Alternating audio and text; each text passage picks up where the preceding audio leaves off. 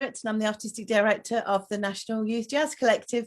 Welcome to our hashtag National Youth Jazz Wednesday, which is the final one for this academic year. We're going to be taking a break for July and August because, why are we taking a break, Nick? What are we doing? Why are we taking a break? We are going to be having an in-person summer school at Repton School. 22nd of August is the first date, and the final concert on the 28th of August, where we'll also have our short course there at the same time. So we're so incredibly excited. Very excited. Just yesterday, we sent out the acceptance letters for both of those courses. So at the moment, there's young musicians around the country filling in the form to accept their places, which we can't wait to work with them in the summer.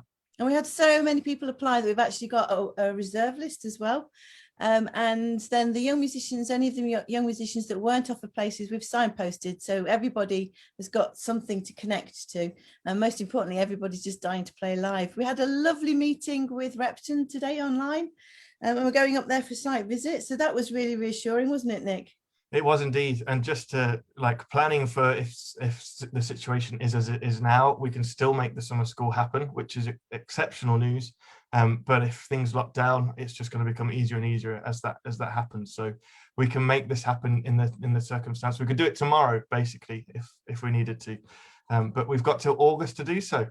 We have. I'll be off for 1 week with Sound of Music Summer School at the beginning of August. We've got one casualty, unfortunately, Anita Wardell, the amazing singer and vocalese expert who we spoke to earlier on in the series. Sadly, she's in Australia, and Australia just isn't letting anyone out. So it looks like she won't be able to join us for the summer school. So we'll be looking to replace her. But everybody else is all ready and waiting. And we're going to start talking this week about repertoire. So we're thrilled today to be joined, and please stick around, Nick. We're thrilled today to be joined by a fabulous guest who's a very dear friend to NYJC, and I've also met Roger in other situations where we've been performing music, and I'm really thrilled to have the opportunity to welcome Roger to the stage. Roger Wilson, please come and join us.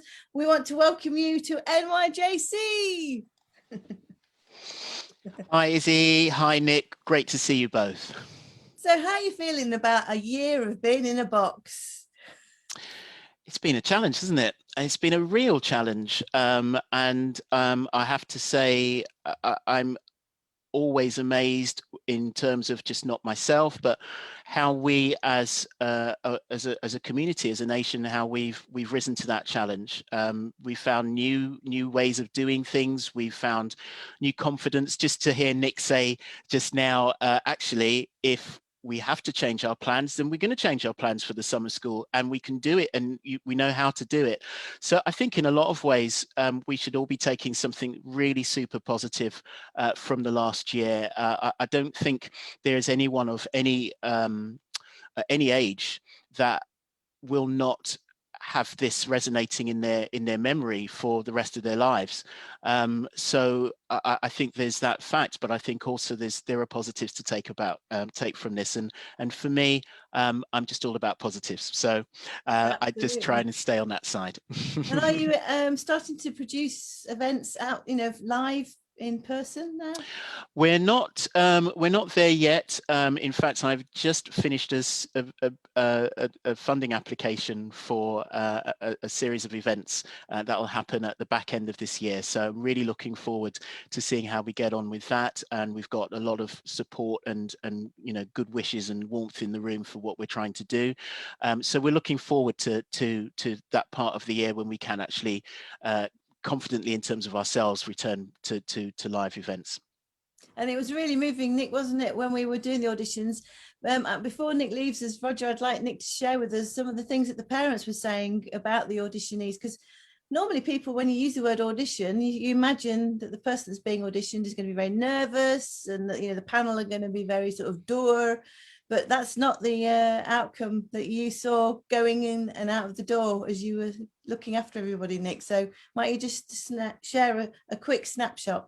That wasn't it at all. They were obviously coming in quite apprehensive of their audition, but the way that they left the building afterwards, and I think one parent sent a text to say, whatever happened in that room and whatever the outcome of this, they've just had the best experience of the year so far in that room, So whatever the result of the audition, just thank you. And it's so good to hear that, because you know these young musicians have been kind of waiting for something for the last 15 months or 16 months for this to happen, and you know we're on the path out of this, which is fantastic. We had to actually hold back the tears for the first 2 days because we were so overwhelmed on the panel by the young musicians thanking us, saying, thank you so much for putting all this together. Thank you for being here. Thank you for hearing me play. And for the first couple of days, you know, we had to really pinch ourselves under the table because it was very moving. Gradually, we got acclimatized to it and realized just how appreciative everybody was, because they've missed connecting with other people and they're so excited about working with other young musicians. So I want to thank Nick so much. You did such a stellar job of getting us all out there, and it ran very smoothly, and all the track and tracing and flow testing. So we've got a lot to draw on now when we do the summer school. It was an absolute pleasure. I was glad to be there, because I know exactly, having done the summer school 2012 and 2013, what this does, and what NYJC is set out to do. Brilliant. Well, we're going to leave you for a little while, Nick, but we will be calling on you to share some videos, because Roger's put together some videos, and we've kind of thought we'd treat it like Desert Island Disc, where we would just randomly have a conversation, see where it takes us. So there'll be a few prompts every now and again. And just to remind everybody that's watching, if you would like to post any questions, please do. They get through to us in the chat. So really looking forward to hopefully having a bit of an input from our viewers as well. Marvelous. I look forward to listening in. Brilliant. And then obviously we'll bring you back at the end so that we can do your strap lines about what NYJC is and where we're going, and the newsletter and donating. But for now, Lovey, see you very shortly. Definitely. So Roger, maybe it would be nice to sort of contextualize yourself and your involvement in the music first of all, because I know that you've been heavily involved with music for, you know, since childhood, and so it'd be really lovely to, the viewers are all sort of 12 up till 18, and then parents, so you know that's a real resonance of talking to us about what we were doing at that age. So I think it would be lovely if we started with that as an introduction. Yeah, sure. I'll just welcome you just to jump in when I can talk forever, so just jump in, Issie. But yeah, and I think hopefully maybe it gives you brings you around to a bit of an understanding of why the initiative that we started is so important. Because I grew up in a part of London called Woolwich, which is in southeast London. It's been traditionally a very deprived area, socially, economically speaking, and is still in the low 20% of the United Kingdom in terms of that. It's become a little bit more gentrified now, because there is the Elizabeth line, which is going to bring high-speed travel for people, and as a result, there are people who are buying more property there. But I go to Woolwich, you know, on a weekly basis to see my mother. My mother's still there, and I'm very clear on how difficult life is still for so many people living in that area.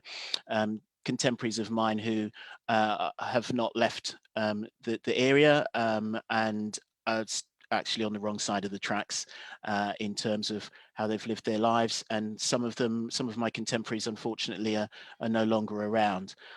So it has been a sort of a challenging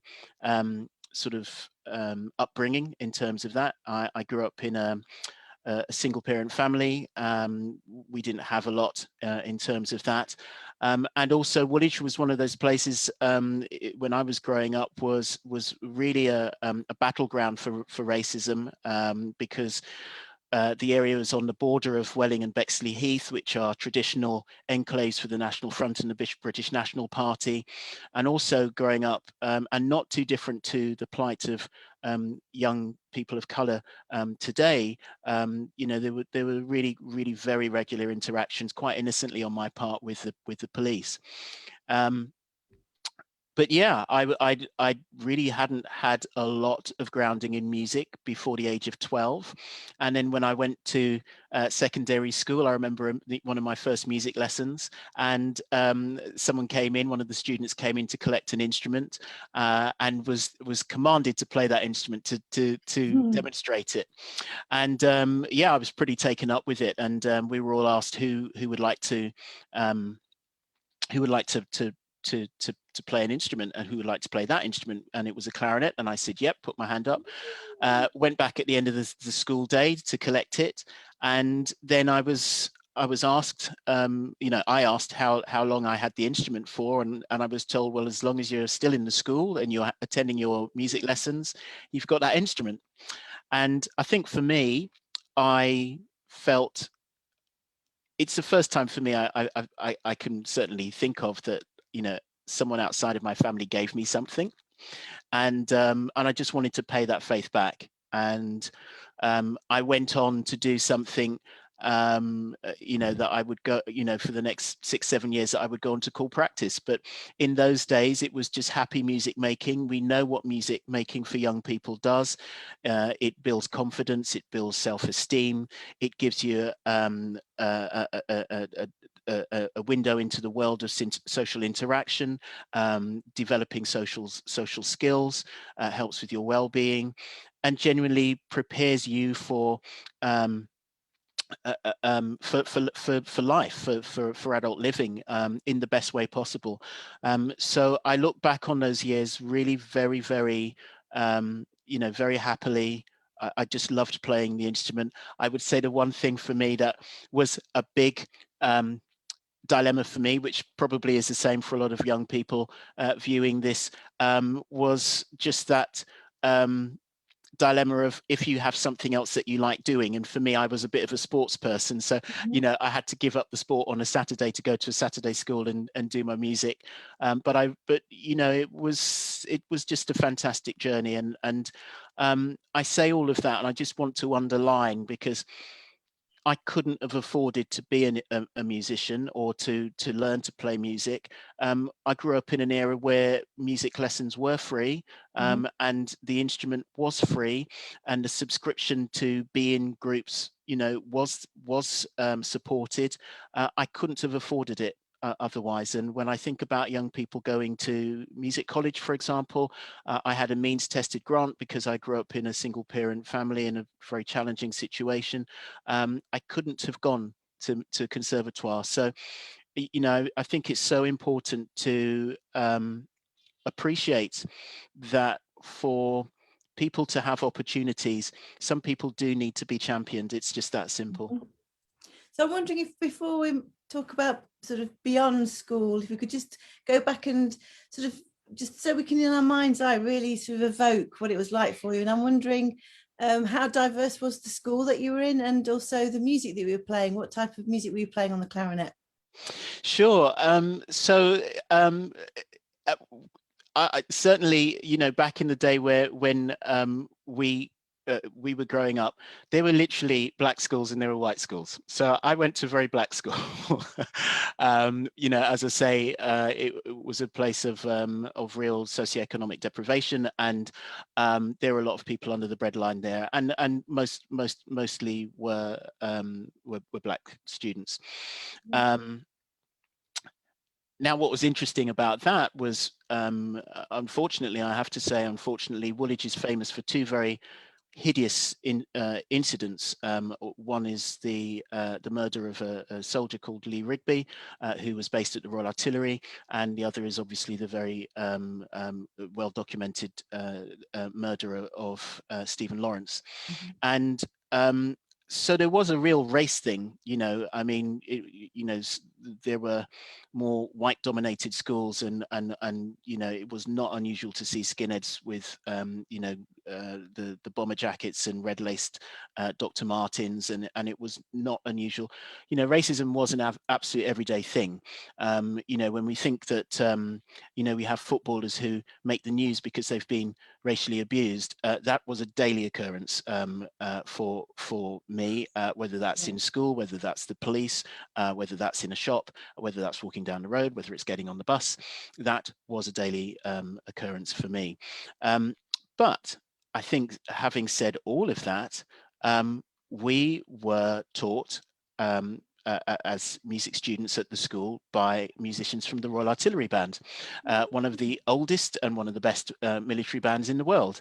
And I personally was just totally inspired by them. I mean, totally inspired. And of course, you know, being back in the day, there wasn't a single black face in the cohort of instrumental teachers. So, you know, it does show that there is something important there in terms of relationship building, regardless of color, and, you know, championing individuals regardless of color.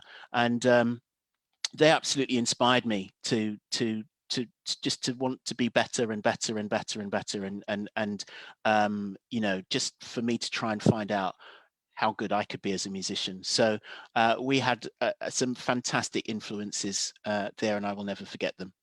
Is it all notated music that you were playing? What sort of? Yeah, definitely. Definitely. It was, you know, I mean, I guess this is the thing again, because military bands, musicians are well known for being able to read anything, because they will spend part of their time marching up and down on a parade. They'll spend part of that time in as a mess group playing for the officers. They will all have subsidiary instruments, second instruments to play as well. So reading was a very big part of that, and I think it really played to my advantage in terms of going forward to Conservatoire, that I just had a very, very, very strong sight reading facility from an early age, which was, you know, I can put that down to playing in a very, very good school band and playing lots of different music all the time. So I hope you don't mind me asking one of my first difficult questions in that, because everyone's watching, we said that we wanted to be really candid, that we wanted to chat some house rules. So what we're going to just have that open conversation without necessarily putting the spotlight on individuals or organizations, but just to sort of really help people see it from all different angles. And I'm wondering, one of the most common things that have been said about black musicians and reading is that black musicians can't read music, and that prejudice, unfortunately, I still heard that recently from a young 20-year-old who, when asked why he hadn't got a big band that had black musicians in it, he just looked and said, well, they can't read music. So wondering if you've come across that prejudice before. Yeah, absolutely. And you know, I can tell you as a young professional, probably for the first 3 or 4 years, particularly getting studio dates, because, you know, if you're booked to play in a studio, you have to nail that, you know, that recording most of the time, the first pass or the second pass, but you've got to get it done pretty quickly. I've had people whisper, he's not going to be able to read this, he's not going to be up to this. I've had people say all sorts of things, really, that would suggest that I wouldn't be able to do what I've done in those kind of scenarios, only for clearly for me that to be taken back, because obviously, as you know, as we all know, to be a successful musician, you're only as good as your last performance, and you know, that means that each time you play, you know, it has to be good, otherwise people won't call you back. I would like to think, as I carried on playing for another 20 years after that, I must have been doing something okay. But I think you're absolutely right. There is a lot of there is a misconception about that, and I would say, quite fundamentally, it's an example of structural racism.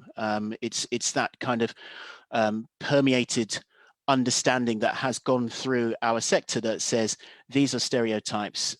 Just very much in the days when I was growing up, that women could not be brass players. If there was a female trumpet player in the room, there'd be a whole a lot of noise going on about that, and absolutely incorrectly so, and I mean, it really, the whole kind of profiling of people based on the color of their skin or their gender is really really awful, and I think there's been a need to educate on that basis, and I'm very glad to say one thing that I will say about this is I have faith in the millennial generation. I have faith in Gen Z, because I think they see the world through a different lens than any generation that's gone before. And I think so many of the previous generations that are still around now, the older generations, we see that prejudice there. And it's so frustrating, because there's some great young Black musicians who've got so much to offer and have got all of the skills that are there. And I'm going to use this word quite consistently through today's talk. They need to be championed. They need to be supported and given opportunities. So, talking of championing, we will leapfrog to the present day, and then we'll go back again, because I'd like to talk to you about Conservatoire, but I think it segues nicely into the organisation that you've set up, which is very much championing Black musicians, and wondered if you might introduce us to that. Maybe we could even show the demo video, which is absolutely beautiful, and if you might say a few words while Nick gets that together, so that we can understand what Black Lives. Yeah, thank you very much. I guess as a result of my own experience, and whether that be in Conservatoire, whether that be in the profession, at all levels, I've really personally, been very sensitized to the paucity of color in our industry. The fact, for example, that we have such a rich rich heritage of our art form that has been contributed to by people of color, by Black people, West Indians, by Afro Americans, by Africans, and yet to a huge extent the art form has been colonized. And by that I mean we forget, that contribution has been expunged from the history. We don't seem to have that awareness as we should do, and so it's been really important to me again to champion this, to help people have this awareness, and also to help organizations to begin to understand the need for change that's very important, to support opportunities for young Black musicians at grassroots learning levels. We see again a real paucity of involvement there. It's awful. And then when we move on to the conservatoires and the organisation, so Black Lives in Music is really about championing opportunities and really looking at the sector and seeing how we can make change to see a more inclusive community at all levels. Bravo. We're right behind. We're there with you. And this wonderful promo video, I think it shares the magic of what it is that we've already got within our culture, and the great musicians we've already got. And so let's share it, and might you do a little introduction about what the video actually is? Well, so there's a number of videos that are on here, but I'm assuming this is going to be one of our talks with ZZ Mills. Is that the one that we've got lined up? Little promo where that actually shows the website. I'm not sure, Nick. Oh, fantastic! Yeah, the trailer. I think, yeah, so there's a number of talks on there that are highlighted as part of that video. So we had some amazing musicians involved in talks with the influencers Issie Mills, and those talks and interviews are extended, and that you can see them. I'm pretty sure you can jump on YouTube and see those as well. But we were so pleased to have some amazing individuals that if you don't recognize them, then I will just give them a name check afterwards. But it was a fantastic day when we recorded that, and I think it really just gave us this real expectation of something really special is going to take place with our organization. So yeah, looking forward to seeing this. Brilliant. Nick, take it away and we'll see you all in a few minutes. Thanks a lot, Roger. Thank you. How many challenges have you faced as a black musician? My mother always told me from when I was really small, she consistently told me, she was like, you have to work 3 times harder to be seen as equal. Breaking those conceptions of what it is to be a black man. Right, yeah. The black men wear nail varnish. The black men, you know, wear t-shirts that express their sexualities. Through studying classical music and looking at the history of it, certain spaces have been protected by the middle class, and that privilege has basically been passed on and perpetuated through education. Yeah. Is it my responsibility to always feel that the narrative has to be I'm representing my culture? Do you think the opportunities are getting better? Do I think they're getting better? No. There's a massive divide, I feel, in this country. There's a game you have to play here. I can't remember the last time I saw a black male singer at #1 position in this country that's from the UK. Simon Webb, Tyre Cruz, who?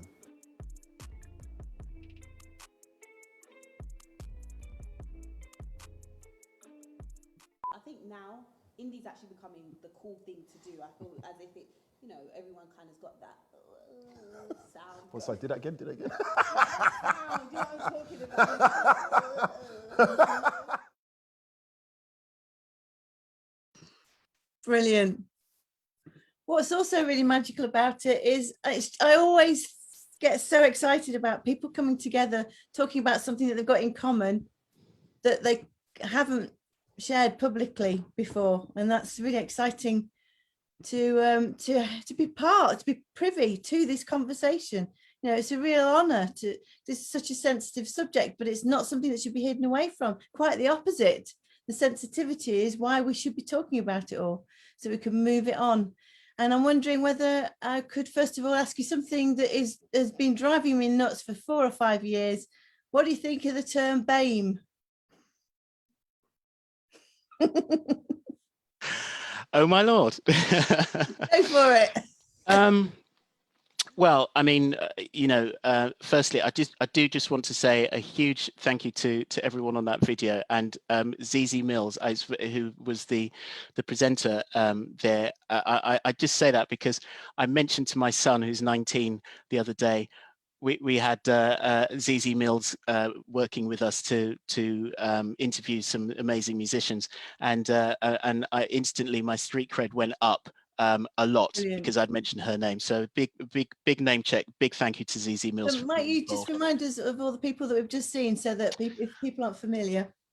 Yeah, so we had, of course, people will know Zoza Cole, because I know he's been on your program, and also Ayana Witter-Johnson, who is an amazing cellist, musician, and also Chewbacca Hutchins, most fantastic musician on there as well. Now, Natasha Hendry was one of the guests, and I think this is a really important guest on this program, because Natasha was talking about well-being. So she gave a whole interview about well-being and how it affects Black musicians, because we know that traditionally the Black experience has been so difficult, so challenging, that it really has been you know, it has affected well-being disproportionately in Black people, in not just in the sector, but more widespread. So we had some really fantastic people on there, and we're so pleased to have been able to be working with them in that context. In terms of BAME, you know, so it's a term, Black, Asian, minority, ethnic. it's the one occasion that I've managed to agree with Boris Johnson, the Prime Minister, which he recently announced that we should lose that term, we should drop that term. It's an absolutely super sloppy, super catch-all, super useless term. It really doesn't tell you anything. I'll give you an example of that.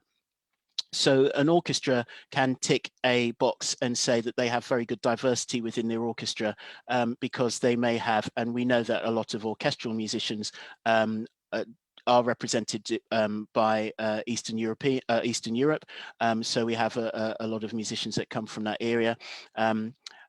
Minority ethnic groups could be Estonia, it could be Lithuania, it could be Roma. Now, of course, we know that those are ethnicities that everyone wants to support and see in an inclusive light, but that is not the same as looking at an orchestra that simply has no black people in there, which is the very typical visual that you will see when you know. I welcome you to look at the forthcoming series of classical concerts on the BBC in the summer.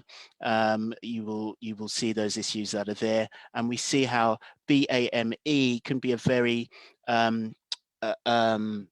handy term, a very convenient term for organizations to use to suggest that they are more diverse when they have really very little diversity in terms of ethnicity at all.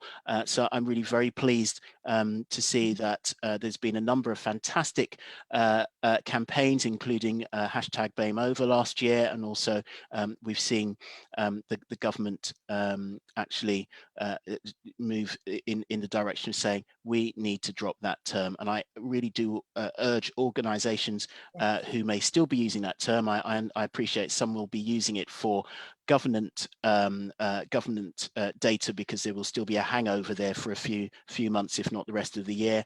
But I really do urge organizations to drop that term as soon as possible.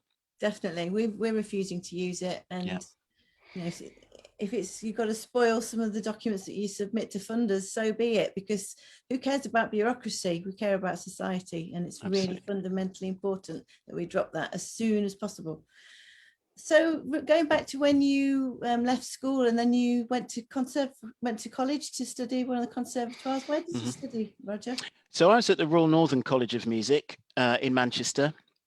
I was very lucky. I got into all of the colleges, and being from London, and well, there are a few things actually. My first audition, and I remember all of them. My first audition was the Royal Academy of Music, and I think my second audition was the Royal College of Music.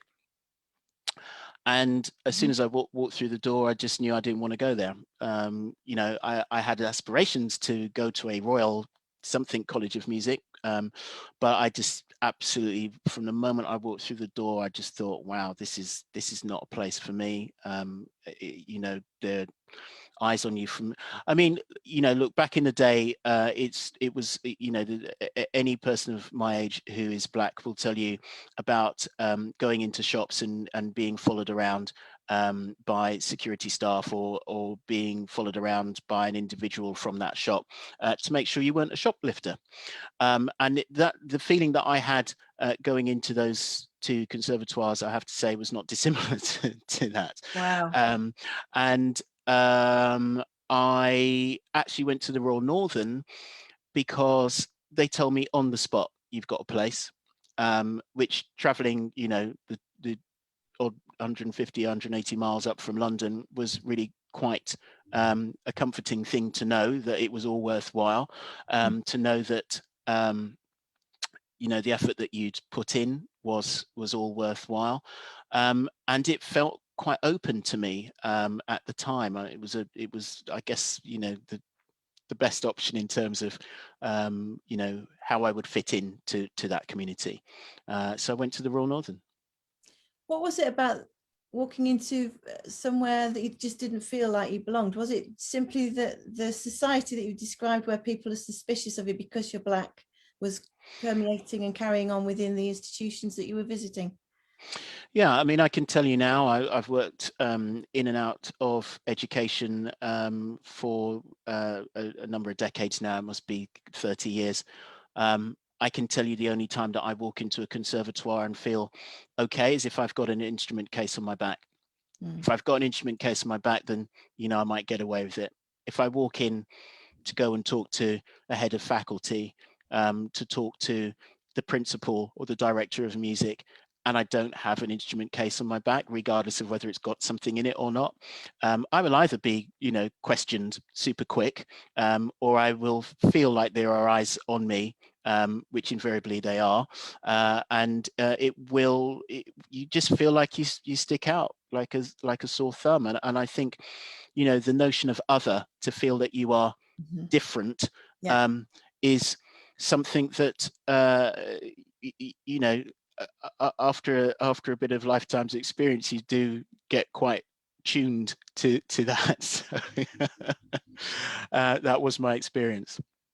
And how do we move things forward in that, for example, particularly the conservatoire context, if we stay there for a little while, because when I was head of jazz at Trinity, we used to meet with the executive, and often the executive would say, why have we not got a very diverse pool of students studying here? And I would look around the table and point out, well, we're all white around this table, you know, there is no diversity in the actual infrastructure of the college. So how do you expect people to suddenly go, oh, that looks like a place that I will feel like I belong in?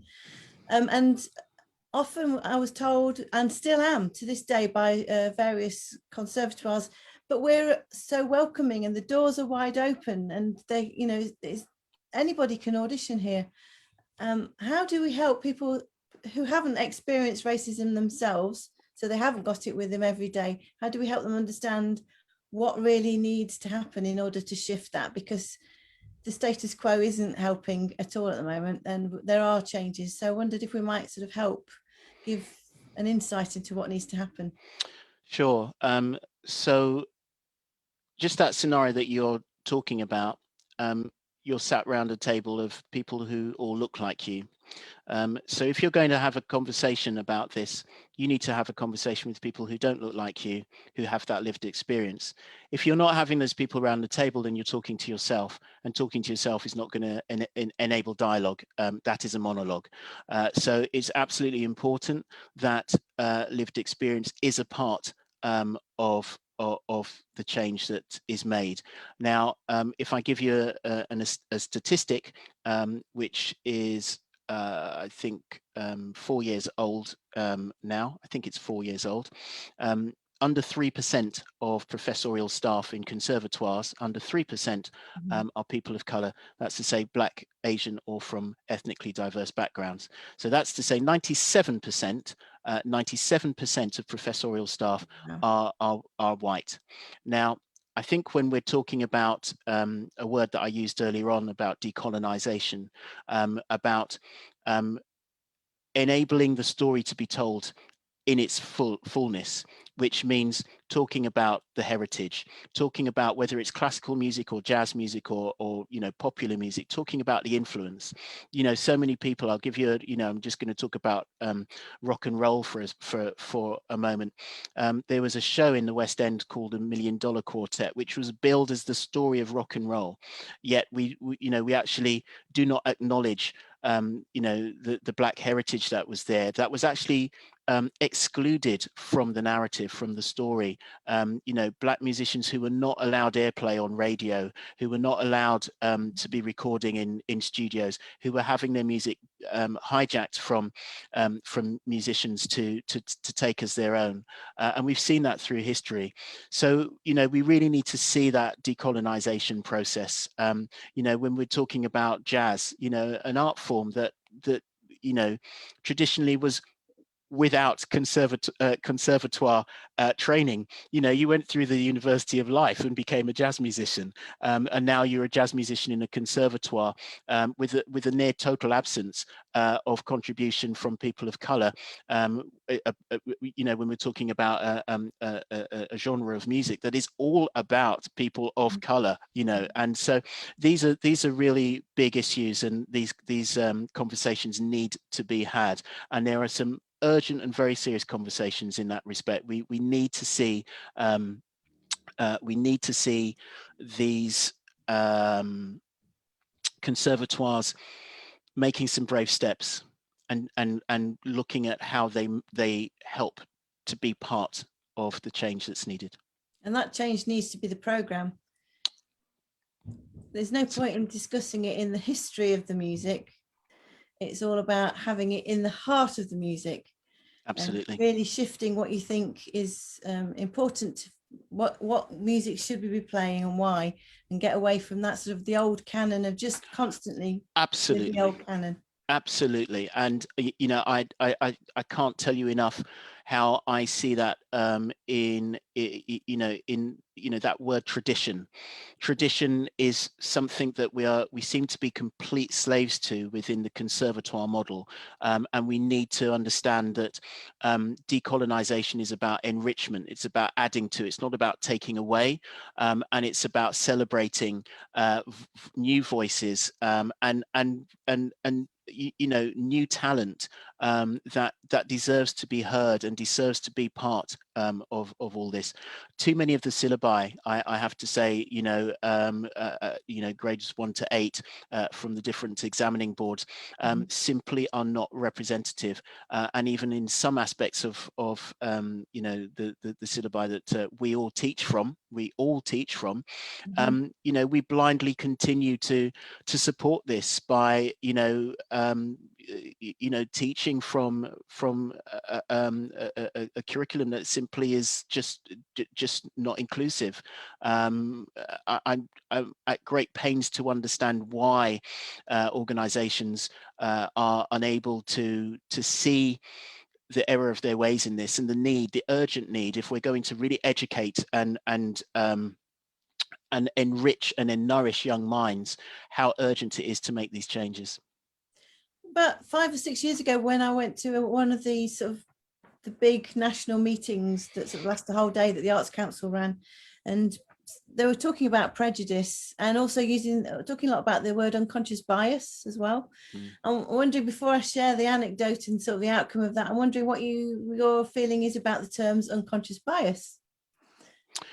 Well, I think, you know, when you talk about unconscious bias, I think, you know, read prejudice. You know, that is what we're talking about, and we're you know, in terms of ethnicity, read racism. I mean, it's as simple as that. You know, unconscious bias is today's racism. As I say.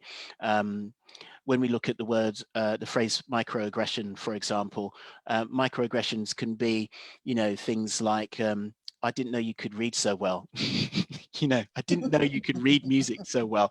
You know, why? Because I am black. So of course I can't.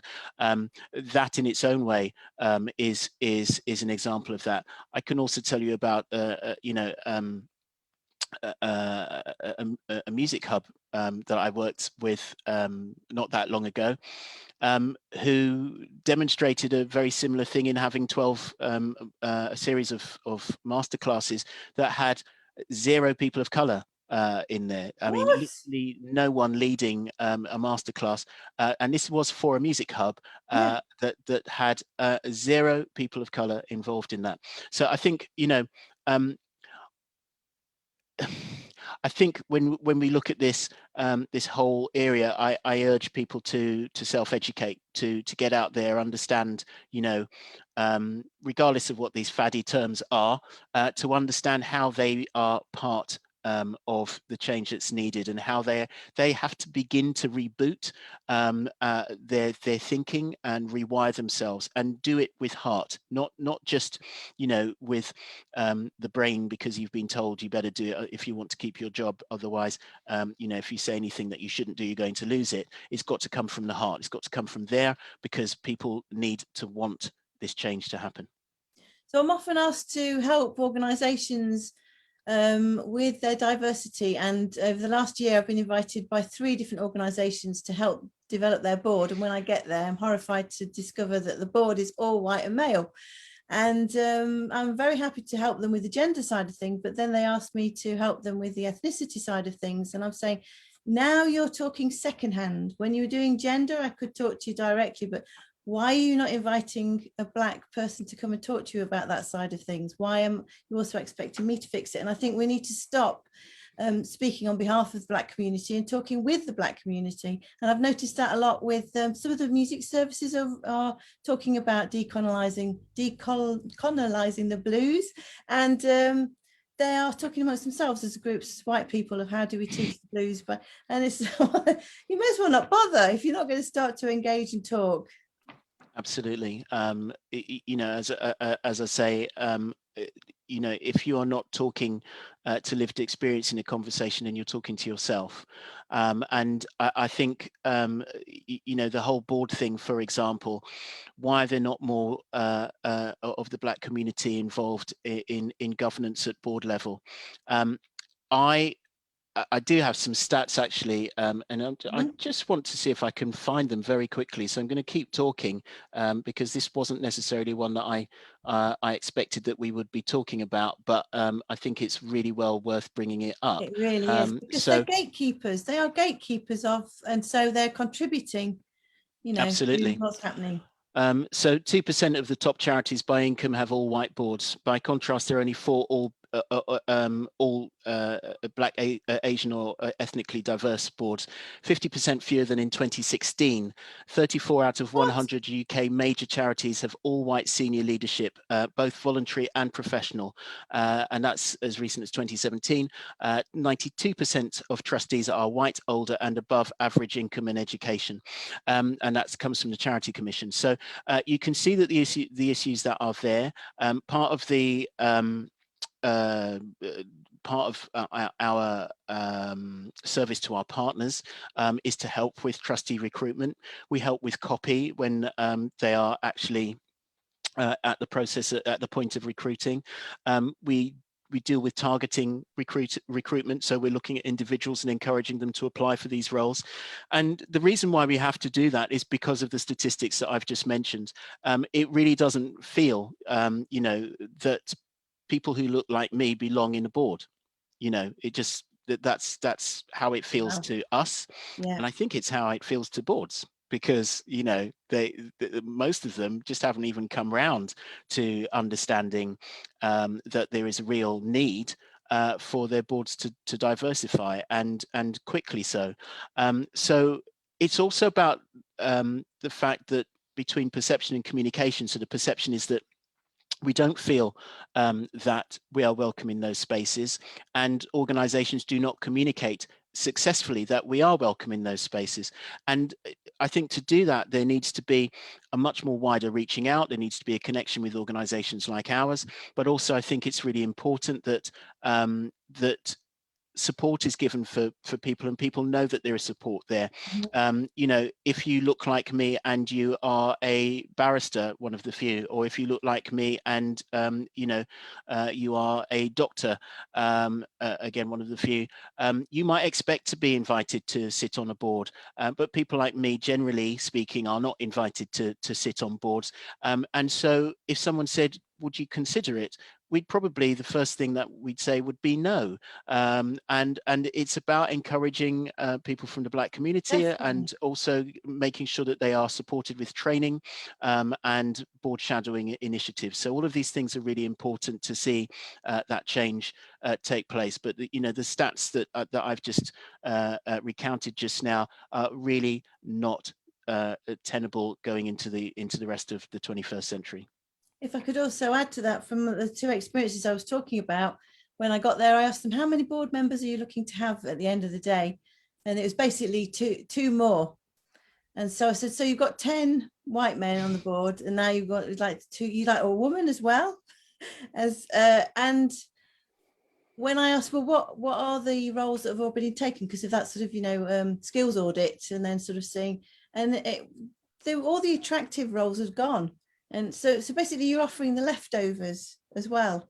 So how is that attractive? How, when you reach out to a black colleague saying, will you come and join our board? And by the way, we've got the really boring bits to do, who's going to want to take that? So even if you did start to make the effort to know more black people to come and be on the board, your offer is so unattractive, it's unlikely that they're going to think, oh, wow, that's really exciting. I'd love to be part of that. So there's this double-sided dichotomy going on. And so I actually turned to the boards and said, what you need to do is you need to think about the brilliant black people who've got the skills that you've already got, and you've got to decide who's going to leave the board. Make room. That's the only way to make it really, truly happen. I think that's a really important place. And I think very sadly, I think, given the demographic that I just read out to you, i.e. an older demographic, there's a reluctance there to move on, and it's just so important. Make space, make way, create opportunity. It's a really, really important thing to think about in the interests of your organization, in the interests of moving forward, moving progressively, changing perception.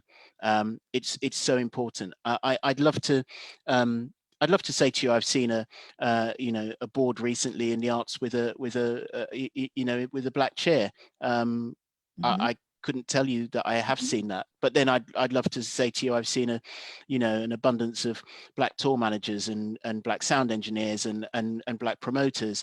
I haven't seen that either. So there's a lot. There's a lot to do. There's a way to go. There is. So we've got two really strong questions that have come out of what we've talked about so far that have actually been posted. And one is a real keenness to support Black Lives in Music. So the question is, what can one do to support Black Lives in Music? And with that, I'm very sure that the person that's asking this is also because they want to support young Black musicians and all people in the arts. How can we shift things so that there is more space and there isn't this prejudice? Well, I mean, one thing I would urge you to do is support us as an organization by following us on socials so that you've got an awareness and understanding of what we're about. Please go to our website, have a look around, negotiate your way around. There are a lot of different things that are happening with Black Lives in Music, and there are more things on their way, lots of new initiatives and projects. The big thing for me in terms of supporting Black Lives in Music and in terms of supporting Black Lives in Music, you are supporting equality in our industry. And that's so important. So I would ask you as an individual, what can you do? Who are you? Do you have, are you able to voice opinion? Are you able to support change where it's needed? And that's in so many different ways. I'm not talking about going and changing the constitution of an organization or something like that, but point things out when they're wrong. Use your voice, make sure your voice is heard. We need everyone to not just see things that are wrong and not doing anything about it.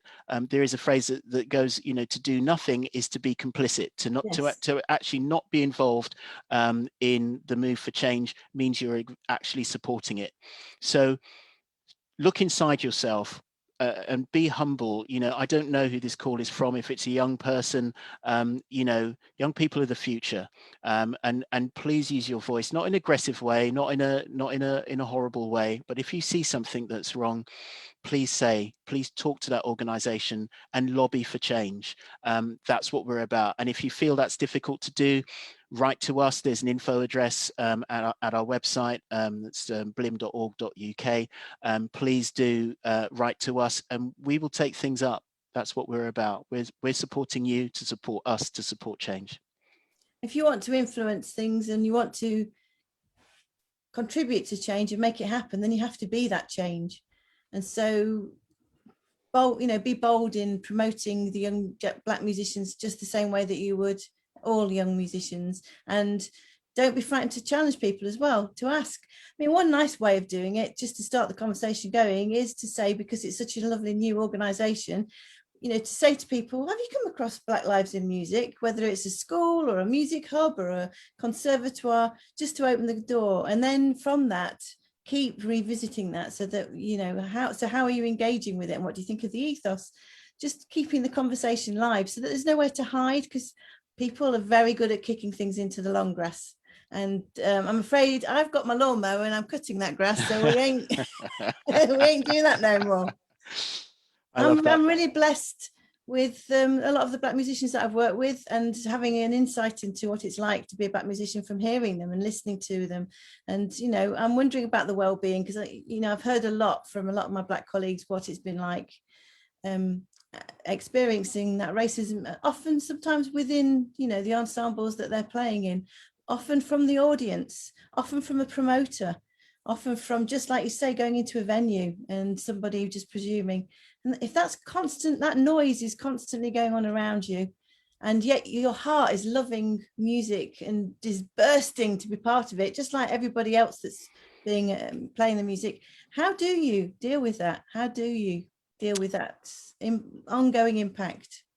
It's so difficult, isn't it? And I think for example, I mean, I can tell you as a tour manager, which is a lot of what I've done in recent years, with a name like Roger Wilson, how many times people have a shock when we turn up on site, having advanced the project. So we've done the technical riders, we've liaised with the front of house, we've liaised with all the concert day arrangements, and then you turn up. And the local crew are looking for Roger Wilson. It can't be me. And literally I have to have my support assistants literally having to say to the local crew, if you need something, or if he asks you for something, you need to do it, because he is managing this event.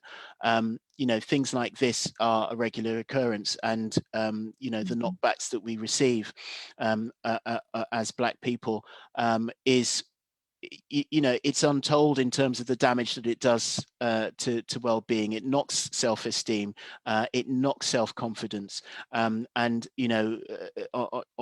occasion when you feel that you're not fitting in and those things are happening to you, it just makes things worse. As I've said, there is a really high proportion of, or rather a disproportionate number of Black people who are suffering from well-being issues, poor mental health, in terms of the number of admissions of Black people for poor mental health for the NHS. It's really very, very sad. And I say this in the context as well. It's not just the racism that happens, in the concert hall, but it's what happens in everyday life. The scenario that I described about how I grew up in Woolwich back in the 70s is the now for young Black people who are living in inner cities, not just in London. I'm talking Manchester, Birmingham, all the metropolitan cities. It's very, very, very difficult, to live that life and then walk through the door into a conservatoire as a musician, or walk into a studio and have only been stopped by the police 20 minutes before, braced against a wall and had a police check done, and then you're supposed to sit down and feel that you fit in a studio with a demographic that doesn't reflect you. So there really are difficulties, and people have to be just have such a high level of resolve and such a really sort of tough constitution just to weather those storms and keep going. It's very, very, very difficult. I'd love to say publicly that any young musician or any musician that's going through those situations, please speak out. When you come to that masterclass in a conservatoire, or you're coming to a rehearsal in the studio or a recording session, tell us that that's happened on your way in. Please don't carry it in your heart. We want to know. And we want to give you that freedom of heart so that you can play the music without that burden. So if there's anything that we can do, and I know it sounds naive, but I really feel if we pull together and we have that, to speak freely is such an important thing. And mental health issues are often because of bottling up and hiding it away. And it's not through shame, it's through feeling that people aren't going to understand you and empathize. And I really think society is and has to move on so that this burden is a shared burden. Absolutely, I agree with that, Issie. Thank you. So we've also been talking about some of the young musicians that are on the scene at the moment and some of the organisations that are really helping championing them, from Tomorrow's Warriors, Jazz Refreshed, also the Chineke Orchestra. And I'm wondering whether we might share some video footage of some of the musicians and a bit of an insight so that we can feel that joy that they're exuding as they play. Yeah, that's great. And you know, I'm not going to introduce, I'm going to let Nick get ready and put something when he's ready, and then obviously we can talk about that just after. It'd be quite nice to see what's coming up first. But yeah, you're absolutely right. That's so important to see you know what actually positive can come from music making, because we should, you know, just as we were right at the beginning of the call, it's all about positivity. So we should remember that. Definitely. Sharing an insight into what's really going on and then moving it forward together. What we're going to play. Nick's sent a message. What's coming up? Just a random selection from that lovely link that you sent. I think, yes, I think we should just take a good look and then we can talk about that retrospectively. Brilliant. Nick, just go for it in that lovely link of different videos. That's the one. So sort of 3 or 4 minutes of something lovely.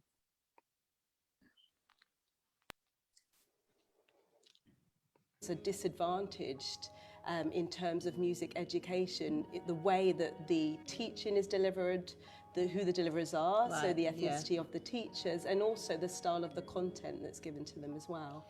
Why do you think that is? Is it because maybe they look already in certain spaces and see that there's not a lot of black people in them anyway, so they assume, well, actually we don't need to talk about that because there's not a lot of black people in that space anyway? Or is it just because you feel they don't want to give that opportunity? Do you get what I mean? Yeah, I think there's several reasons for it, actually. I think one of them that we can't ignore is how underrepresented the black minority ethnic population are in teaching in general, and music education is no exception to that. Some research showed that we'd actually need 68,000 extra black minority ethnicity teachers to reflect the current student population.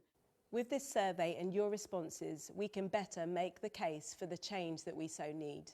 Please visit blim.org.uk/change.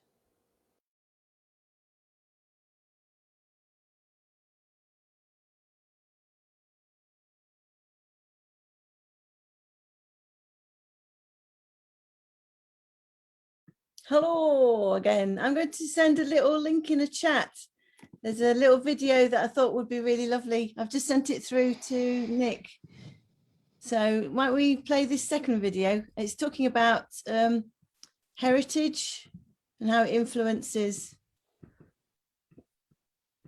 So yeah, heritage and joy with Ayana, who I knew when she was at Trinity, and it's been great watching her blossom and grow. And I think she's got quite a substantial piece for orchestra coming up pretty soon as well. That's right. She's doing something with Chineke Orchestra as part of the Edinburgh Festival in August, and you know, just to say, in fact, I think she's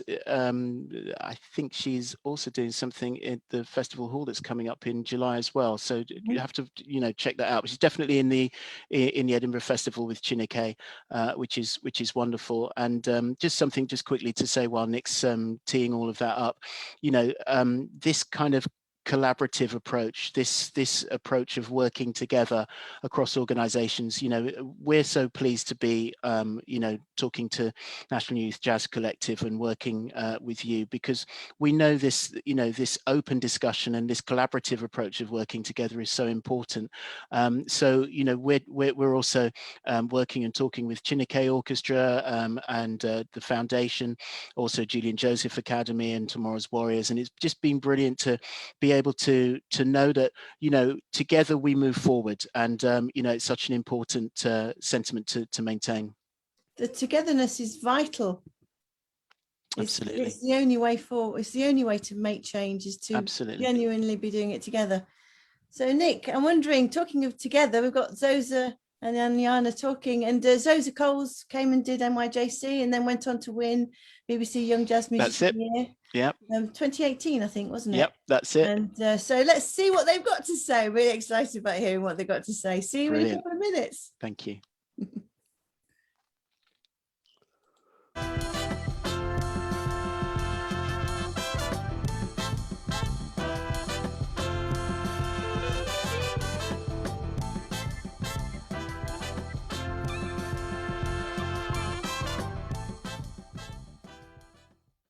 Hi guys, how are you? Good, thank you. Good. You guys want to introduce yourselves and tell the lovely people who you are? My name's Ayana Witter-Johnson. I am a cellist, singer, songwriter, composer and pianist. Wow. That's a lot. It is. I'm going to get back to that. As you said that, I was about to go, so how does this work? Is it all the same thing? Like, you know, what I will say is that when I was younger, my mum really wanted me to play the piano. And it's something that I made. Do I regret? I didn't have the patience. Any musicians that I meet that play instruments, I think you guys have a lot of patience. It's never too late, man. That's right. My grandma started at 60. Seriously? Yeah. I'm not patient.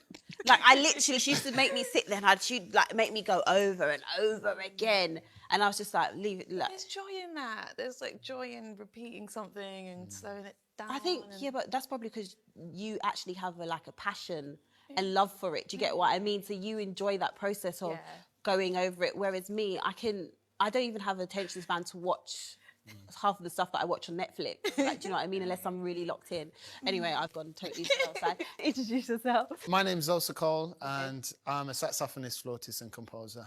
Okay, right. Not quite got the 5 or 6 or 7, but I'm working on it. I'm trying to get some drums together at the minute. Yeah. I was saying to you earlier, I'm loving the jacket. Thank you. The jacket is cold. Well, I was doing a performance of the music of Lesley yesterday, and he was always the hippest, coolest, you know, the guy from like 50s, tenor saxophone player, and he used to wear these zoot suits. So I was trying to do my method acting version of performing, basically. Since we're on style, as a musician, is that important to you? Does that play a part in styling?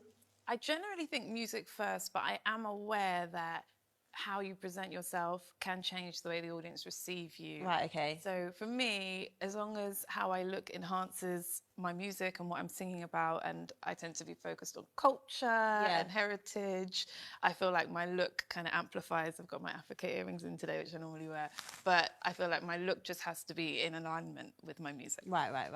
I think it's an interesting one, and there's lots to unpick when it comes to like our fashion senses. And when we think about black fashion throughout the ages, there's a lot of kind of clear things that we can see if we, go under the surface a bit. So the whole thing of wearing suits for guys is like a really interesting thing, because is it assimilating and trying to fit into, is it a survival thing? So a lot of our, parents and grandparents in the UK, Caribbean folks coming over, there was a necessity to dress in the most prim and proper. And looking back, it's like, man, those guys are way more stylish than we could be. Yeah. But at the same time, it's like, man, that was survival, and so in some ways, wearing it is like, why exactly am I going to wear it? But for me, it's an assimilation of holding ourselves and always ourselves in the highest esteem as we can, basically.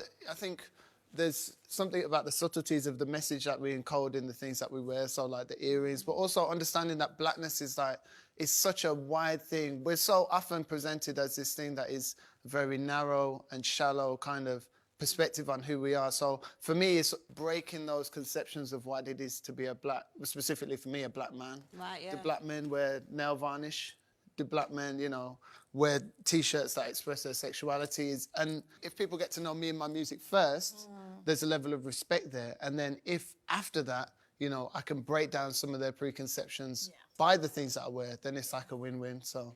No, that was a good answer. It was beautiful. It was very good, and, yeah. You know, it reminded me of the fact of just being yourself in the space. So there've been plenty of times when people have suggested, oh, would you do your hair like this? Or would you do your hair like that? I'm like, no, I'll do my hair how it grows out of my head. Right, yeah. And I'll just be me in the space. Yeah. And I think depending on what space you find yourself in, even that is a challenge to people's perceptions of who you are. And you've got to hold that position, actually. Because I'm guessing, like you were talking about the space, it must be classical music normally is people, I think, associate with predominantly white, okay, or a certain type of class. I grew up listening to classical music. My mum made me listen to it because there's research behind about doing homework to it. But I never saw, or I didn't ever see people that looked like me in that space. How's it been for you knowing that, or am I wrong, actually? Because I was saying earlier, a lot of times you think there's not a lot of people in a certain space, but that could be because I'm not in that world. So what is it actually like in that world? Like you, actually, growing up, I can't say I saw many people in the space. My second piano teacher happened to be a young Caribbean woman. Okay. She was actually studying opera. She wasn't really a piano teacher, but she was the only person of colour that I was in any contact with at all in a classical sense. Everything else was really my love of the music itself and just loving learning how to play an instrument, loving the sounds that I was making, but never seeing any performers that I looked up to that were black at all. And I think it was my own world to be a musician and to be tactile with it, but not to aspire to have a career in music. It was always something that was a part of me, but not a future that I imagined or saw modelled in that way. Yeah, I think seeing yourself and the connection between seeing yourself or seeing yourself reflected in someone who's later down in the path is a huge thing, you know. So obviously we're role models, but we've got role models and they've got role models, and sometimes they don't manifest in the same field necessarily, but to have, you know, the saying, you know, big boots to fill. Yeah. If you've got those boots and they're already there, then you know someone's already been there, they've already lived that experience, and it can give you courage. And I think for me, you know, one of the things that I always fall back on is if there is a particular obstacle, so shall we say, to overcome. Our forefathers and foremothers have been through those very obstacles, and we're sitting here because of their survival, basically. And I think the other thing to do with like it's not even necessarily to do with representation, it's more to do with culture. So for myself, coming from a mixed heritage background, in terms of cultural markers and codes that we find within society, I had access to what would be defined as kind of working class white British culture, the language, the funny things about queuing up, things about, you know, apologizing all the time, talking about the weather, all these kind of discrete things that permeate white British culture. I was in the heart of it, you know, that's my family and this is the thing.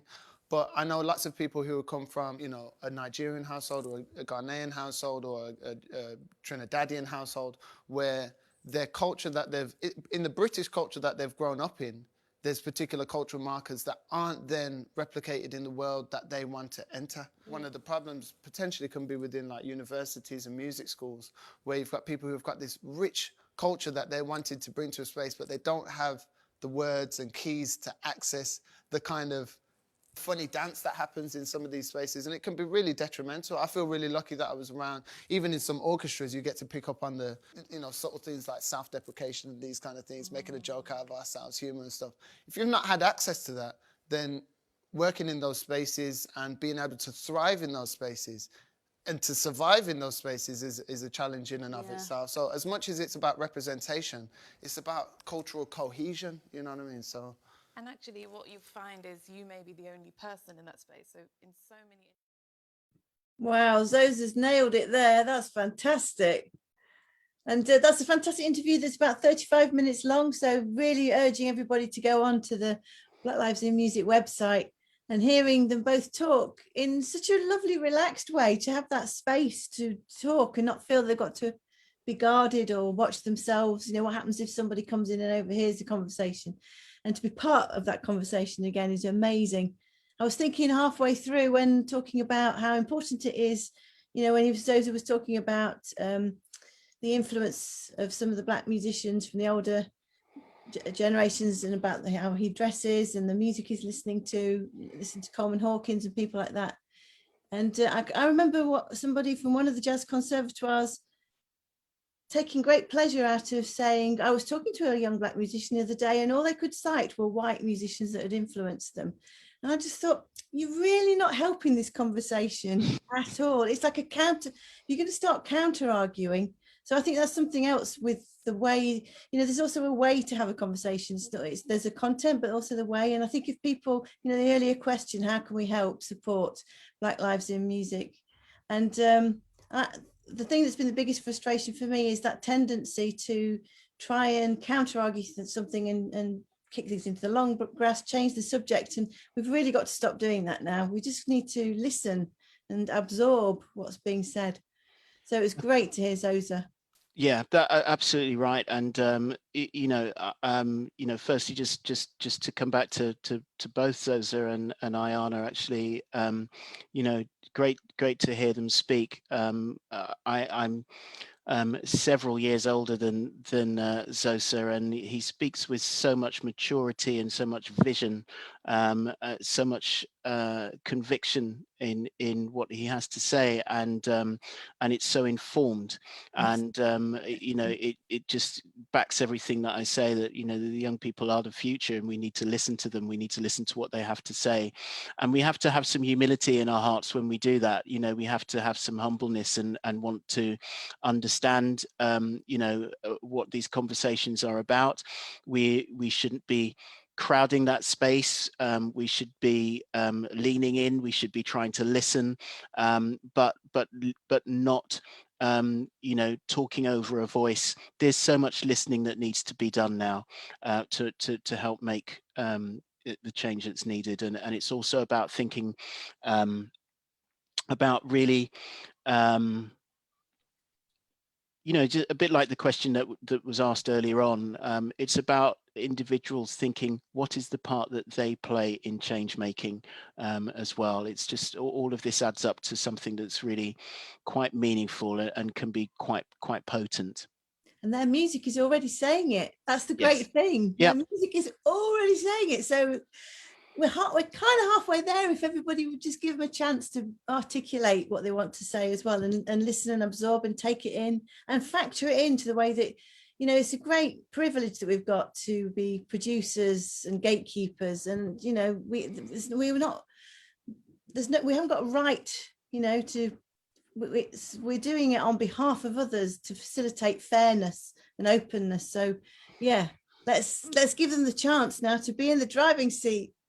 Absolutely. Which brings me on to the next one, which is Chewbacca, who's got this fantastic conversation about his battle with coming to terms with his own style, which is something that every musician has got in common with everybody else. So I'm wondering, Nick, whether you might be able to find that in the chat.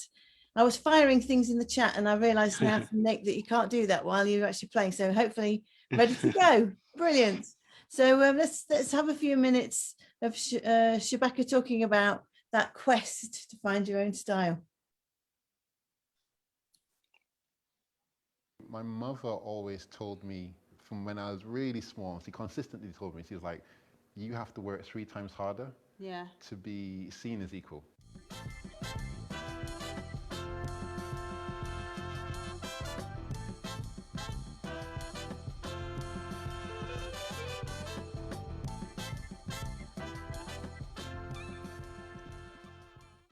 Hi Chewbacca. Hi. Thank you for coming and sitting with me and have a nice little chat. I was going to do the whole intro, but I feel like it would be best coming from yourself. And don't be shy, don't be modest, because if you leave anything out, I'm going to be like, actually, he forgot to tell you that he's done this. So go ahead, tell the people. Okay. So my name is Chewbacca Hutchings. I play in 3 groups, which are Sons of Kemet, The Comet is Coming, and Chewbacca and the Ancestors. Right. That last group is a collaboration between myself and musicians from South Africa, from Johannesburg. Amazing. But the first 2 are London-based. Okay. I play the saxophone and clarinet.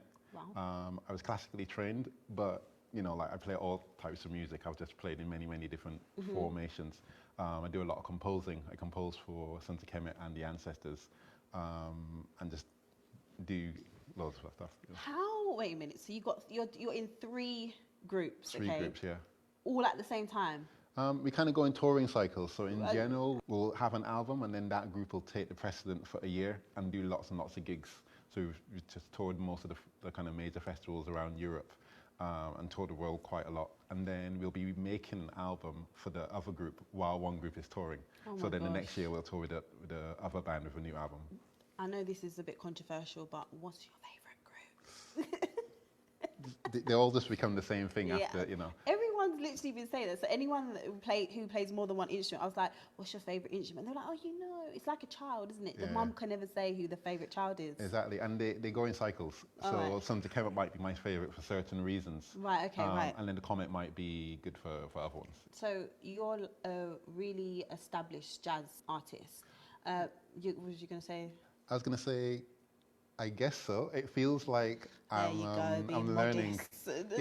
No, but it feels like I'm learning how to be comfortable with what I do. You know, that's the challenge. What do you mean? I think they're players that identify with certain elements of jazz. Right, okay. More than I do. Okay. My whole career has been a battle to come to terms with my own style. Right, you know, and it might be that when I started out, I was doing my thing, but felt like I was inadequate in some aspects. Right. And now at this stage, those inadequacies are actually strengths. Right. Because I've learned that, you know, you can only do what you do. Right. And if you do that to the best of your ability, then you'll be free to actually not have self-doubt about other things. Is it because your style of jazz doesn't necessarily fit the norm? I guess now it kind of does, but at the time when I was studying, the general paradigm was that you try to emulate America as much as possible. And one of the big stages in my development was realizing that, you know, I've learned a lot from the American style called jazz, but I am from the Caribbean.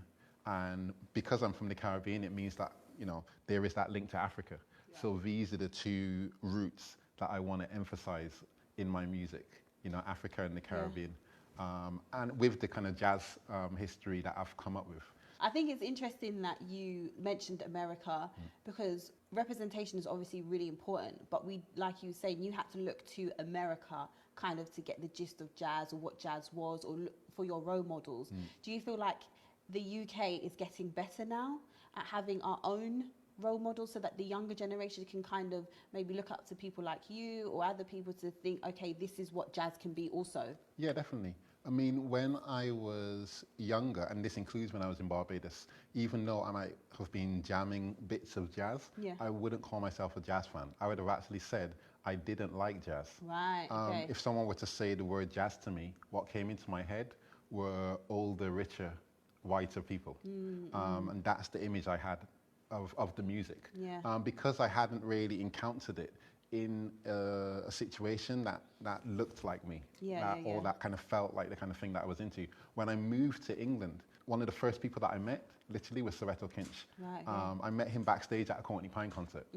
Courtney Pine gave me his number and said, call me anytime, I'll discuss stuff with you, about music. Soweto was doing a jam session once a week, and he just said, come down every week. And I went every week for about 3 years. Wow. I'd go to his house and practice with him. We'd hang out, we'd talk about music. And it's that experience of actually encountering the music in an environment that made me feel welcome and that I could see, this is something that I could do. This is a viable option, for someone like me. That really helped, Is that normal though, that you get those opportunities, or do you feel like you was maybe lucky that you was able to have those people around you to help you? Because some of the other guests that I've spoken to, they've said, they didn't have that environment, or it was difficult for them because the spaces that they were operating in, they didn't really see, people like themselves. So do you feel like yours is kind of like a isolated situation, or no? I think that there's a constant development of that representation. So for instance, Gary Crosby in Tomorrow's Warriors has been trying to get that representation of black people doing jazz music and young black people seeing their peers and actually elder musicians who are like them represented on stage, who've been doing that for the last 15 to 20 years. But still, it's like they're only now starting to see the fruits of all of that. And many musicians have come up with that being one of the only sources of representation on an institutional level that was around. My situation in terms of having very close mentors at that age is unusual. And in some ways, it's like if you're looking at situations that are communal, as in underrepresentation is a systemic problem. It doesn't make sense to really look at it on an individual level, because I had a certain experience as an individual. But if you're looking at me as a part of a broader group, then there is an underrepresentation of black people within the music industry and within that access to jazz, which is changing now. And that's one of the great things about the time that we're in now. You can see black women excelling at jazz. You can see black people on all aspects of the music industry. It's not enough, but it's definitely, you can see that progression forward, you know. Do you think social media has a part to play in that? Because now people can just obviously put out their music as of when. Wow. They're so powerful, these conversations. It's brilliant. I'm lighting up like a beacon. Yeah. Brilliant. It's been so great to have this opportunity, and we've had a really good 90-minute conversation, but that ain't the beginning of it. There's so much to keep talking about, but I think hopefully the way that we've talked about it will encourage other people to speak very candidly. I think one of the things that's been brilliant about this conversation is I know a lot of white people who've said to me they don't feel they can ask black people questions, black musicians questions. I'm like, what on earth? We're never going to move forward. So I'm really encouraging them to be bold and ask. And I know every black musician I've spoken to has really welcomed the opportunity to talk about it. So can't encourage people enough to talk, and then make change happen. Sorry, Roger. Yeah, no, I think that's absolutely right. It's, it's about being open now. It's about being honest, and it's about talking to people. And, and I just urge people who still feel hesitant to have those conversations because they're worried, contact us, come and talk to us. We're really happy to talk to individuals and to organizations, because it's so important that we all understand that we can and should be talking to each other. Absolutely. Nick, come and join us. What did you make of the show? What an incredible conversation. Really just enlightened at the end of it. And I think I'm going to spend the evening in all of your videos because I'm just hooked. I was just not really wanting to stop them and just keep watching them through, because there's so much to be learned from them and to understand from them. Definitely. I'm at the moment reading a book put together by Tarana Burke, who founded the Me Too movement, and Brene Brown, so talking about black experience in there, and that's again really enlightening. And I think as my job as a white person is to do that and to understand black experience. Absolutely. I think, as I mentioned earlier on, that whole thing of self-education is so important. There's so many fantastic resources out there, some great books. The videos that we've produced are absolutely amazing. They're real insight into not just historical figures. We're talking about people who are around now, who are experiencing race now and prejudice now. I talk about being a black individual, but I'm a black male. Am I a black female? No, I'm not. So when you hear what Ayana has to say, is absolutely fascinating. When you hear Natasha Hendry talking about well-being, it's absolutely fascinating. So I do urge people to do just that. Go to our YouTube channel and have a look and find out more, and go to our website, find out more, and just read. It's not like the dark old days where books and things were so hard to come by. They're there. So I really do urge people to get online and start looking around. Well, we're definitely going to keep promoting it to everybody. We'll put it in our newsletters, every partner that we work with, or the young musicians on the summer school, or the tutors. We'll just constantly, because they're just such magical videos as well. It's just so great to hear people talk about being creative as well. They're just great role models. So Nick, this is, don't go away, Roger, stay with us because we're going to sign off in a minute. But Nick, it's our last live stream. Roger, it's our last live stream before we go off and see everybody in person. We've just got so much to do in the next 2 months because normally we would have finished the audition tour 4 months before the summer school. We've now got 2 months to get it all in place.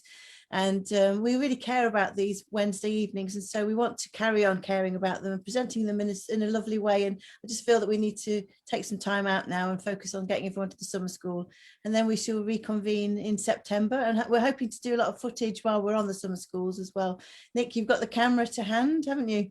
It is just above the bookshelf, actually, waiting, ready to go to Repton. 2 initiatives, 2 ideas you're going to be chasing everybody around with. One, do you want to share with everybody what the 2 ideas are for when we get back?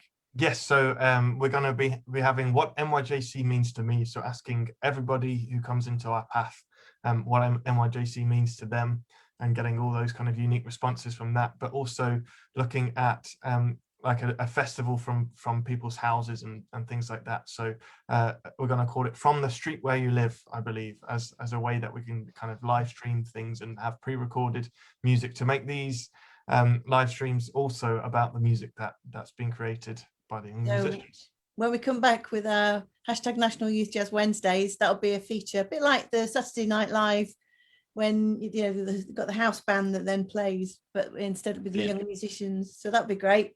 Then also we've had our new CEO joined and we've got some really great ideas because next year's our 15th birthday and great success yesterday we heard. Thank you very much to the Garfield Western who've given us a nice grant which we've applied for. So we've hit 83% of our trust and foundations target, but we're not doing so well on the bursary target, are we? I think we've only hit 20% so far. So Nick, might you persuade everybody just to donate a little bit for the bursaries? 1/3 of the participants are on bursaries this summer, aren't they? Yeah, absolutely. And there's a whole kind of range of circumstances that people are falling under, and the situation that we're in is not helping either. So if you'd like to support NYJC in its commitment to making our work accessible to all young musicians, no matter what their financial background, then please visit nationalyouthjazz.co.uk/donate, where there you'll be able to donate to NYJC's 15th birthday fund, where we're trying to raise £15,000 for 15 years of NYJC. And yeah, like we say, the total, I think we're about 20% there at the moment. So if you could spread the word, the young musicians and everyone in the NYJC team would be very, very appreciative of that. Anything that we don't spend on bursaries, we would roll over to bring our alumni in to lead some projects. We've got a really nice diverse selection of projects in line. And as I've said, we will commit, for every £1 somebody donates, we will commit another £1 from the Trust and Foundation applications. And you get your, what's the I've forgotten the term Gift for it aid. now. Gift aid, that's Gift aid, it. yeah. Brilliant. So how are you feeling, Nick? Saying goodbye to everybody. News, there's still going to be a lot happening. Newsletter, don't forget to tell everybody how to sign up for the newsletter. Sign up for the newsletter, Roger. I'll be doing that. You can count on me. How do we do that then, Nick? So to sign up and keep up to date with all things NYJC, that's nationalyouthjazz.co.uk/sign up, where you'll be able to sign up for our bi-monthly newsletter. And of course, we'll be including something about Black Lives in Music for the next one that will be going out in just over a month's time. So the last live summer school that we did 2 years ago, face-to-face, the main topic that we had was 100 years of British Black jazz, which was fantastic. And we're really looking forward to rolling that out as we now start to see everybody face-to-face. But then we had the online summer school last year. And I thought it'd be really nice to sign off with just a bit of reminiscence of one of the pieces that we learnt there, just to sort of send everybody off on their way for a wonderful summer, wishing everybody a wonderful summer. Do keep your eyes out for the 28th of August, because it looks like we might be live streaming the concert. So you definitely need to tune in for that. But we've selected one of the joyous tunes that was recorded online. Do you want to take it away, Nick, and introduce it? And before we do that, I want to thank everyone for all your support over the last year. It's been a whole year of online hashtag National Youth Jazz Wednesdays, a fantastic selection of conversations, which we're going to be sort of tidying up a little bit in our playlist so people can find things more easily. From heads of departments and people in the specialist music schools to a lot of the alumni that are coming in to do projects, to Martin Hummel talking about his record label, and promoters talking about festivals. So I'm very much looking forward to engaging with everybody afterwards. But I just want to thank everybody for all your support this year. And Nick, I want to thank you for all your support this year. Can't wait to get out of this box. We've had a couple of brief tastes outside the box, but we are waiting to get back. So from me and from Roger, I want to thank you very much, Roger, for this conversation. It's been absolutely brilliant. And anything we can do to keep the conversation going, don't fail to ask us. We're here. Thank you so much. It's been a real pleasure to be your guest tonight. I've thoroughly enjoyed talking to you, and to you, Nick, as well. And yeah, just, I'm feeling the warmth in the room, and it's great. And I just urge everyone to add to that warmth in the room as well. So let's do this all together. Thank you. Brilliant. I'll see everybody very soon. See you later, Nick. Very much looking forward to seeing you very soon, Roger. But from now, over to you, Nick. I'm signing off, and see you all in September. Marvellous. So we're going to leave everybody with Jason Yard's 2020 Summer School combo when we're online. So this was recorded in August 2020 at our online summer school. And this is the Cobbler's Hornpipe. And it will also say who's performing on this.